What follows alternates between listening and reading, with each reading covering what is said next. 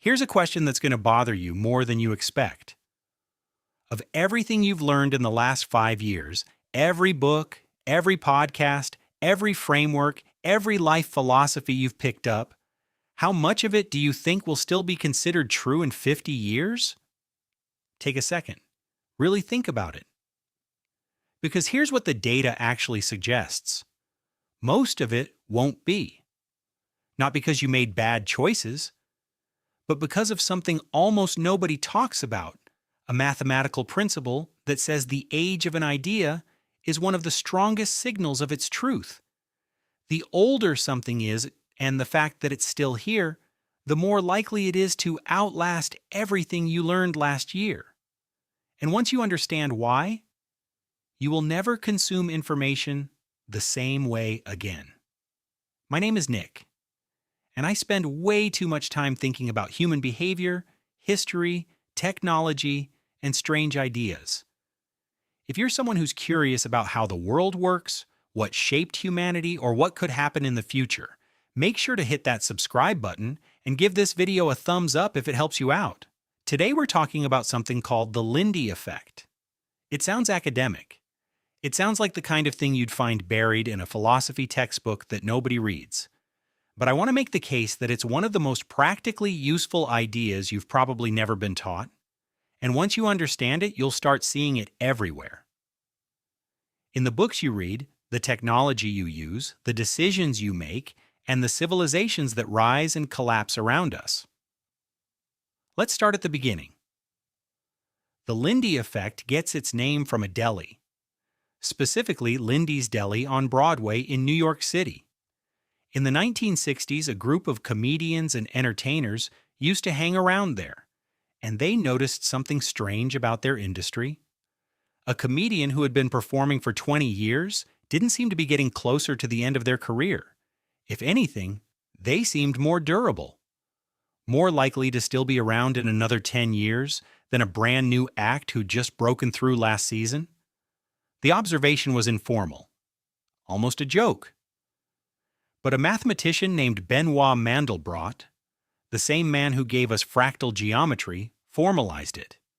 And then Nassim Nicholas Taleb, author of The Black Swan, made it precise. Here's the core idea, and say it with me because it sounds wrong the first time you hear it. For things that don't have a natural biological lifespan, ideas, technologies, institutions, books, art forms, every additional year of survival implies a longer remaining life expectancy. If a technology has existed for 10 years, you'd expect it to exist for roughly another 10. If it's been around for 100 years, you'd expect another 100.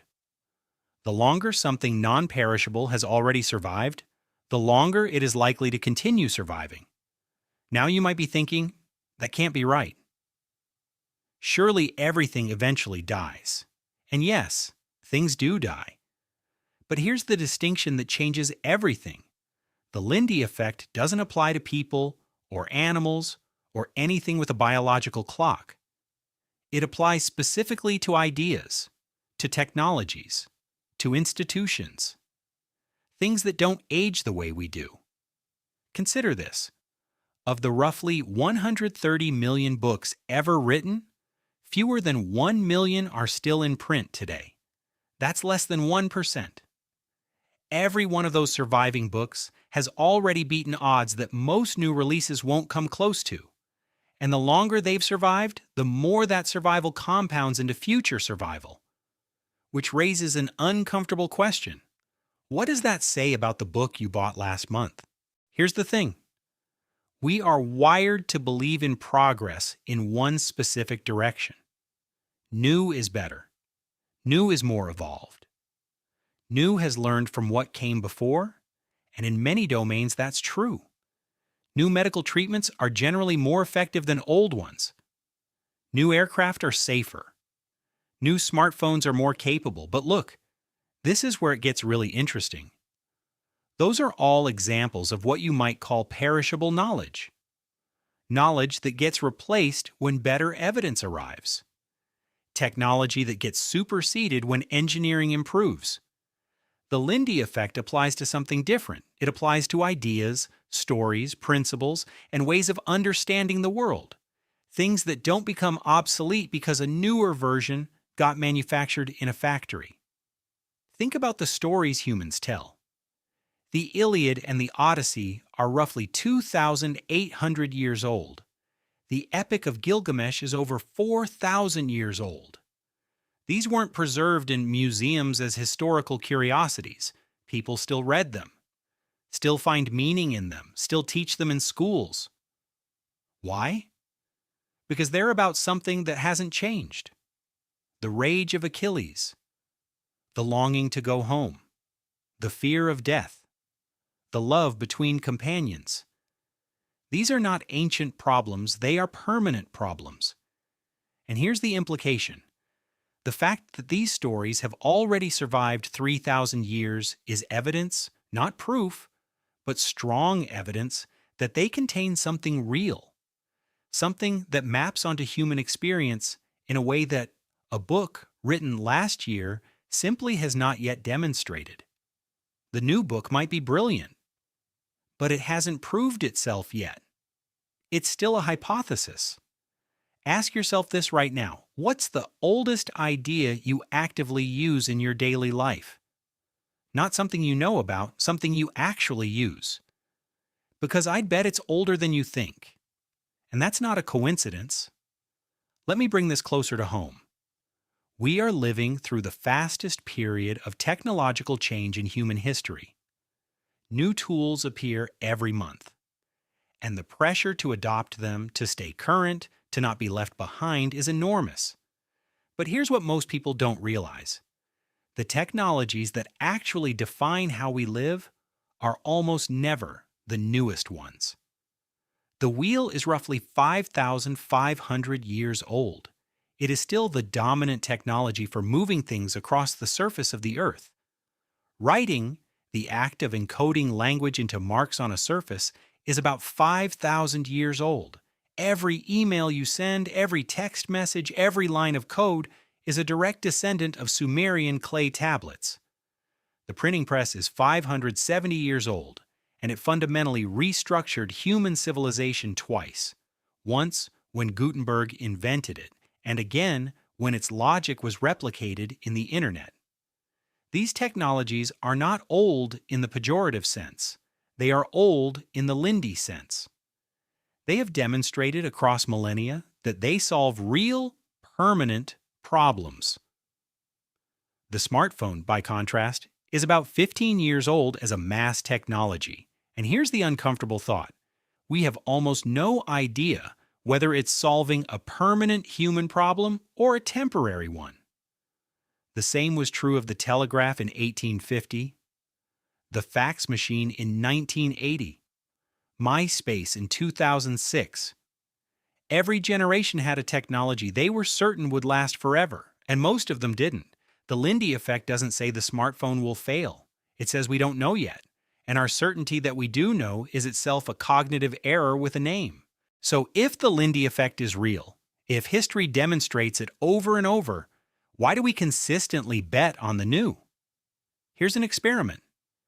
Imagine it's 1999.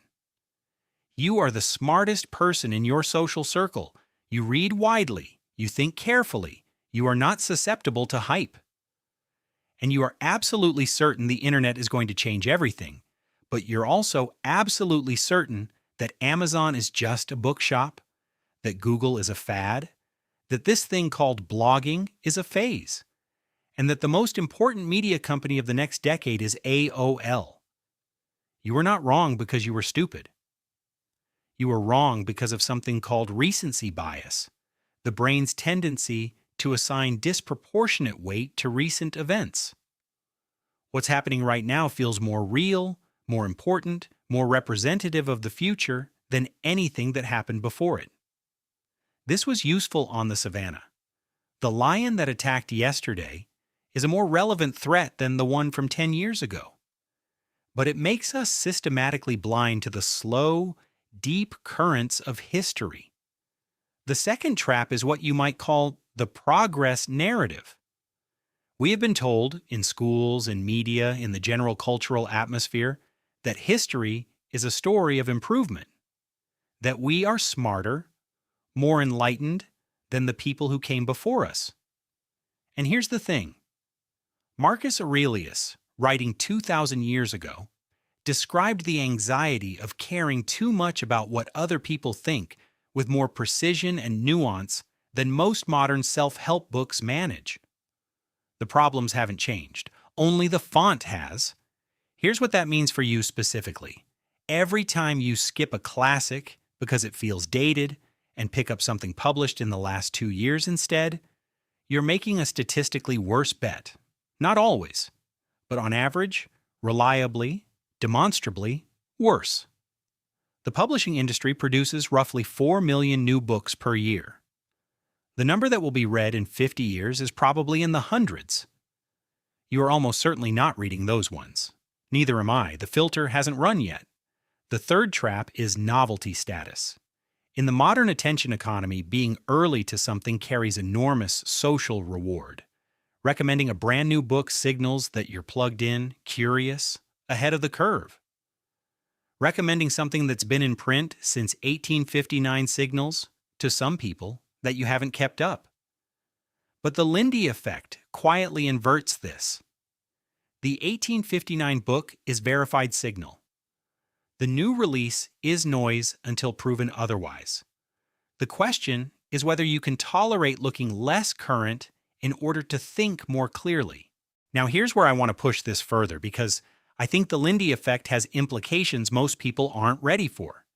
It doesn't just apply to books and technology.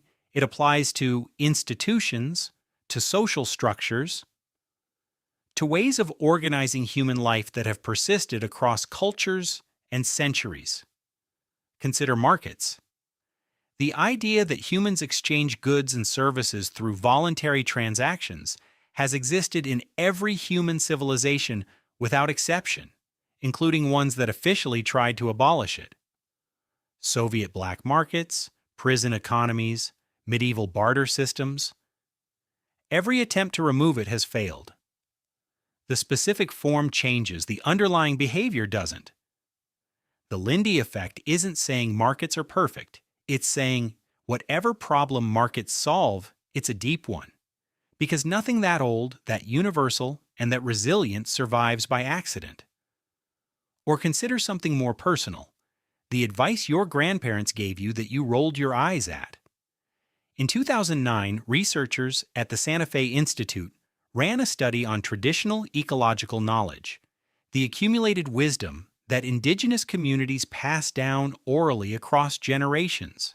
They found that this knowledge, in many cases thousands of years old, was more accurate in predicting animal migration patterns and weather events than contemporary scientific models.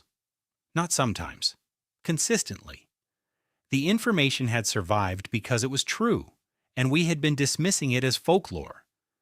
How much of what you currently dismiss as outdated is actually just Lindy-tested information you haven't been taught to read yet? Now, I want to be clear. This is not a conservative argument. The Lindy effect doesn't say old things should never change. It says the burden of proof sits with the innovation, not the tradition. Before you confidently replace something ancient with something new, you should be able to explain exactly what the ancient thing was doing and why your replacement does it better. Most of the time that case hasn't been made, it's just been assumed. Here's the thing that wrecked me when I first understood this properly.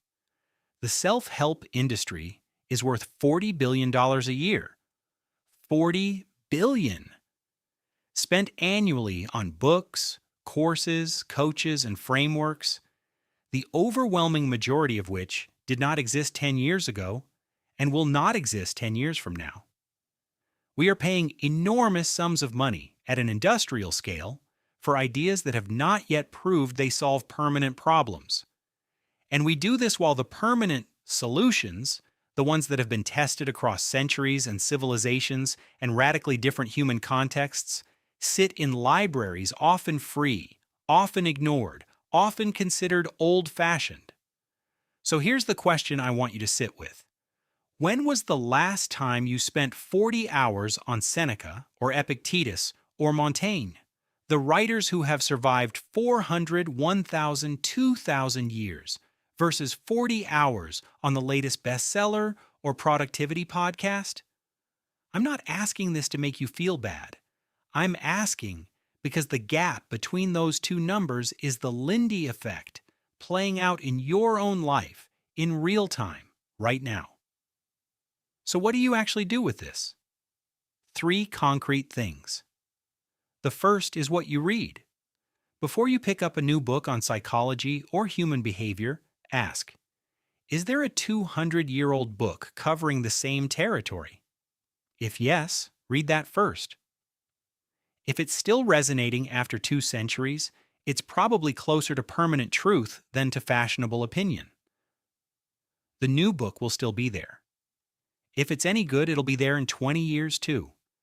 And by then, you'll have much better information about whether it's worth your time. The second is how you evaluate new technologies. Not every new tool deserves deep adoption. The question isn't, is this impressive? The question is, does this solve a problem humans have permanently, or a problem that exists because of temporary circumstances? Email solves communication across distance, permanent. A specific social media platform solves the need to broadcast daily thoughts to people you vaguely know, considerably less permanent. The third, and this is the one I think about most, is how you evaluate advice. Here's what I find genuinely astonishing. Stoicism, Buddhism, Confucianism, the Enlightenment, and indigenous oral philosophical traditions, developed independently on different continents across thousands of years, with no contact with each other. And they all converged on essentially the same practical advice. Control what you can control, be honest. Maintain your relationships. Manage your desires. Face mortality clearly. The probability of 5 independent systems converging on the same wrong answer is so low as to be essentially impossible. That convergence is not self-help cliché.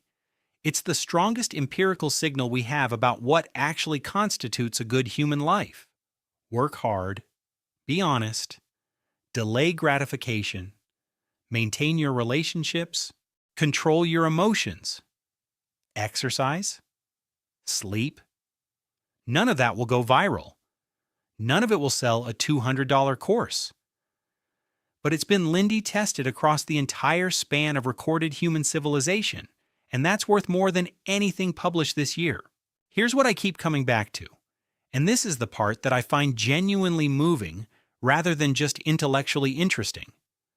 The Lindy effect is, at its core, a statement about what it means to be human across time. The things that have survived are the things that mapped onto something permanent in us. The fear of death, the love of stories, the need for meaning, the search for fairness, the desire to leave something behind.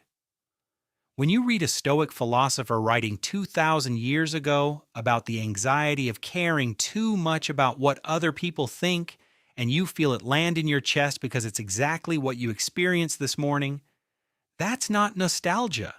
That's recognition. Think about what that actually means. Across every war, every empire, every plague, every technological revolution, every shift in language and geography and politics, the inside of a human mind has remained so consistent that a letter written in 65 AD can make a person in 2026 feel seen. That's not a small thing. That's one of the most extraordinary facts about our species, and almost nobody talks about it. It means that the problems we're struggling with, identity, belonging, meaning, mortality, are not modern problems waiting for modern solutions. They are permanent problems, waiting for us to rediscover the permanent solutions that our ancestors already found and recorded and somehow kept alive long enough for us to receive them. So next time you're scrolling through a feed, or deciding which ideas to take seriously, or evaluating which habits to actually build, try asking a different question. Not, is this new? But, has this survived? And what does its survival tell me about whether it's real? The technology that's been around for centuries has earned a kind of trust that the app released last quarter simply hasn't. The book with the faded spine has passed a test the bestseller hasn't sat yet. That doesn't mean you ignore the new, it means you hold it lightly as a hypothesis until it proves itself. Because here's the thing, the ideas in this video, the ones that shaped how I think about what to read and what to believe and what to build my life around, they're not mine. They're very, very old. And the fact that they're still here, still being discussed, still landing with people in living rooms and on YouTube videos in 2026, that might be the most Lindy thing of all. If this changed how you think about something, let me know in the comments. I read all of them. Subscribe if you want more of this, and I'll see you in the next one.